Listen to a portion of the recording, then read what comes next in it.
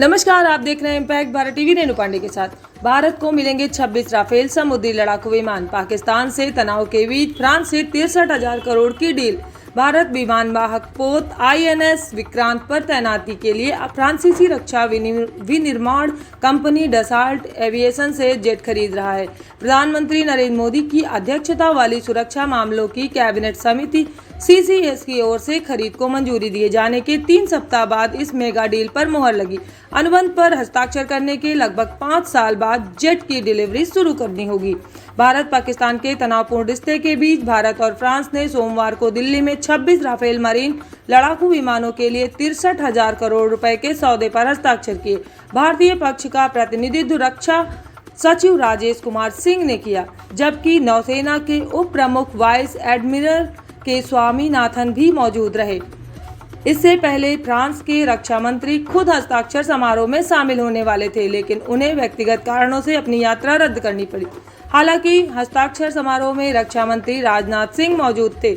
जुलाई 2023 में रक्षा मंत्रालय ने विचार विमर्श और मूल्यांकन परीक्षणों के बाद मेगा अधिग्रहण के लिए प्रारंभिक स्वीकृति दी थी। इस सौदे के तहत भारतीय नौसेना के राफेल जेट विमानों के निर्माता डसाल्ट एविएशन से हथियार प्रणाली और कल पुर्जे सहित संबंधित सहायक उपकरण भी मिलेंगे। राफेल एमजेट INS विक्रांत से संचालित होंगे और मौजूदा MiG-29 के बेड़े का सहयोग करेंगे। भारतीय वायुसेना से पहले से ही 2016 में खरीदे गए 36 राफेल विमानों का बेड़ा संचालित कर रही है। ये विमान अंबाला और हासीमारा में स्थित है। इस नए सौदे में भारत ने राफेल जेट विमानों की कुल संख्या बढ़कर 62 हो जाएगी, जिससे देश में 4.5 पीढ़ी के लड़ाकू विमानों के बेड़े में उल्लेखनीय वृद्धि होगी।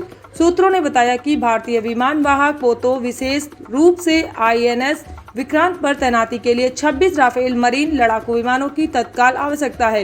राफेल मरीन की खासियत 1 मिनट में 18,000 मीटर की ऊंचाई पर जा सकता है। राफेल मरीन विमान 1 मिनट में 18,000 मीटर की ऊंचाई पर जा सकता है। पाकिस्तान के पास मौजूद A-16 और चीन के पास मौजूद J-20 विमानों से राफेल ज़्यादा बेहतर है। ये विमान अपनी उड़ान वाली जगह से 37,000 किलोमीटर दूर तक हमला कर सकता है। इसको विमान वाहक युद्धपोत के लिए खास तैयार किया गया है। यह दुश्मनों के राडार को चकमा देने में सक्षम है। राफेल विमान हिमालय के ऊपर बेहद सर्द मौसम में भी उड़ सकता है।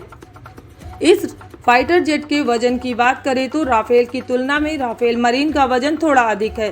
जानकारी के मुताबिक इस लड़ाकू विमान का वजन लगभग 10,300 किलोग्राम है। राफेल विमान के विंग्स मुड़ नहीं सकते, लेकिन राफेल विमान के विंग्स पूरी तरह से मुड़ सकते हैं। देखते रहिए इम्पैक्ट भारत टीवी। नमस्कार। आप देख रहे हैं इम्पैक्ट भारत टीवी।